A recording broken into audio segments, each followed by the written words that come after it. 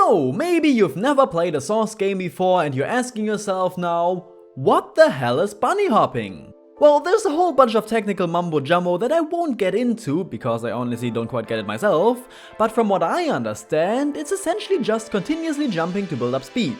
To say it incredibly simply, if you start running, then jump, and then immediately as you hit the ground you jump again, the game still thinks you're in the air, so your movement speed increases with each jump instead of being reset.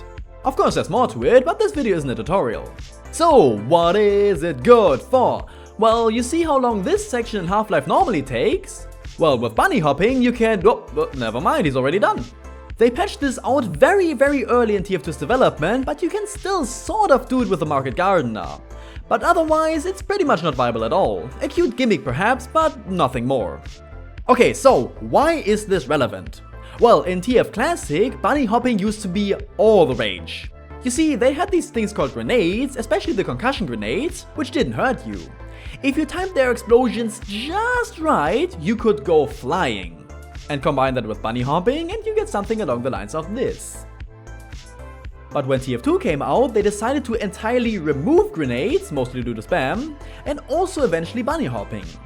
This in part resulted in players doing the one thing they always love to do: complain that the game was now appealing to casuals. How dare they remove skill from the game? But I mean, they were kinda right, weren't they? Think about it. You have this really cool fast-paced team shooter where players can go 100 miles an hour, and then Valve develops a sequel to that game, which was supposed to build upon everything that made it great, and they just take that speed out? While playing TF2 a while back, I kept thinking whether or not Valve removing the ability to bunny hop was really a good choice in the end. So that's what we're gonna talk about today. Or rather me, and you just sit there and listen. Now, before I say anything, I gotta make a disclaimer. Yes, of course, it's too late to add bunny hopping to TF2 since the game is not balanced around it. I just have to state this up front because people always seem to think that just because I say it would have been cool if Valve added something to TF2 like that back then, like the female mercs, that means that I want it now in the game and not just back when it first launched. Keep that in mind. I'm gonna mention the positives and negatives of bunny hopping in TF2, and then at the end try to come up with compromises how it could have worked. And I'm even going to talk about how at least remnants of it survived in TF2. For the positives, I'm actually gonna take up what those players complained about all those years back. Bunny hopping raises the skill ceiling. That's only a good thing because it gives people the chance to constantly improve. This is especially the case if you combine it with explosion jumping. Just imagine how cool it would have been if a rocket jump didn't just end because you hit the ground and stopped shooting. With enough skill, you could go around entire maps like that. But it wouldn't be reserved to just a few classes, especially if grenades had been ported over from TFC. That means that with bunny hopping, the entire gameplay would be even more fast-paced. Players could figure out entire strategies on how to get from their spawn back to the battlefield as quickly as possible. For all classes, not just for soldiers and demos and scouts. Running from blue spawn to the card on Gold Rush last is incredibly tedious without a teleporter, but not when you're constantly trying to maintain your top speed. And that's actually the last, and in my opinion the most important argument in favor of bunny hopping. It's fun to go zoom. It just is. I mean, speed is pretty much TF2's nature, and not just in terms of mobility. Even entire battles can be over in seconds, and that's exactly what I love about it. And now we get to the contra arguments. Because honestly, bunny hopping freaking sucks. Pulling it off is way too unnecessarily difficult since you have to be extremely precise with timing your jumps. And in TFClassic, you couldn't even hold down W or else it wouldn't work. And even though it doesn't work in TF2, the same still applies. At least inexperienced or average players, you know, the majority of players, would have their issues with it. Even proper rocket jumping, that is flying across the entire map and not just going from low ground to high ground, is seemingly too difficult to pull off for the majority of players. I mean, it doesn't have to be for everyone, it is very skill based, but due to how extremely useful it is, it would just create an even bigger divide between new and veteran players. Finding a good soldier or scout is already difficult, but now imagine how much more difficult it would be if he was flying at 200 miles an hour at you. It would also make many rounds end too quickly. I've seen this happen in TFC, where a round of Dust Bowl consisted of someone bunny hopping to the point with a flag and ending the round in under 30 seconds. There's a reason the sticky and rocket jumper won't allow you to pick up the flag, because they're trying to avoid exactly this problem. Speed is good, but too much speed isn't. Otherwise, it's not gonna be much fun to play all these intricately designed maps. If implemented extremely poorly, it could also break class dynamics. Because suddenly, the heavy whose strength and large health pool are usually balanced out by his slow speed, can now suddenly go way faster than he should.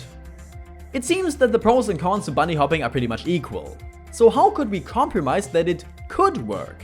A first step would obviously be designing maps around it. They would need a lot of space and ramps to allow bunny hopping, but also some chokes or speed bumps to prevent you from doing it all the time. You would also have to cap the speeds at which the classes could bunny hop, so that they couldn't just reach all the same momentum. The classes are all balanced around each other, so just removing that balance dynamic would seriously mess with the game. After all, as I pointed out in my TF2 was always flawed video, it's pretty good, you should watch it, the medic's job in TF2 ended up not being to heal, but to capture the flag. That's not logical, and it's definitely something that has to be avoided. If it is really necessary, one could also cap the total speed of bunny hopping, so that people couldn't be way too fast for anyone to react. But whether or not that would even be the case, we can never truly know. One of the most important things, however, would be to make bunny hopping way easier to pull off, to make it more accessible to everyone. So instead of having to precisely press the jump button while also worrying about not pressing W and strafing all the time and watching out for incoming enemies, why not just hold down space? That's how it works in Fortress Forever, a Source remake of TFClassic, and it works really well. After all, the skill is mainly to gain and maintain speed, so the precisely timed button presses aren't as important. Though, since they do add another level of skill, it would be interesting if properly timed jumps could give you an even larger speed boost. That way, while anyone can buddy hop, there's still a high skill ceiling for those who want to master it. But whether or not that can be implemented is questionable. This is Source we're talking about after all. I believe that this is the best way how it could be implemented into TF2. Though I say that, but the spirit of bunny hopping did sort of survive after all. How, you ask? Well, take a look at this. It's not the same, but you're still going insane speeds using explosions, which only a few skilled players can pull off. Yet it's also balanced because not only is it difficult, you're also trading HP and ammo for it, so it's not a straight upgrade since you put yourself in danger. But the spirit of bunny hopping also lives on somewhere else in the unlikeliest of places. Manpower! The hook shots are pretty much the same mechanic.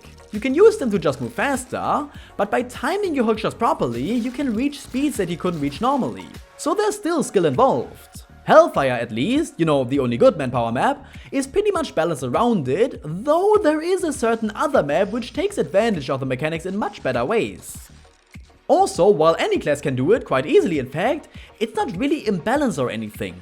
I suppose that's mostly due to the power-ups, however, since you can't just hookshot through the entire level, because someone with a power-up might stop you very easily dead in your tracks. So if grappling hooks really work well on their own is questionable.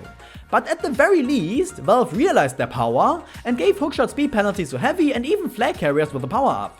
So, you know, maybe bunny hopping could have worked in TF2 after all. But for now, we can only look at the cut grenades. By the way, did you know that TF2 used to have grenades in it? And imagine what could have been. But what do you think? Do you think bunny hopping would have been a cool mechanic in TF2? Again, not talking about implementing it now. I just want to know if you think the game would have been better or worse with it had they added it from the beginning. Do let me know down below. But now I would like to thank my lovely patrons, specifically One Truma, 44, Alexis Chavez, Ben Isaacson, Frozen Spaghetti, House, Oleg Andrev, Ren Marty, Shuri, The Sad Boo, and unfortunately not as always anymore, Xenomite. Thank you so very much for your support of my channel, my game and me. It really does mean the world to me. And I'd like to thank you too very much for watching. Have a wonderful day and goodbye.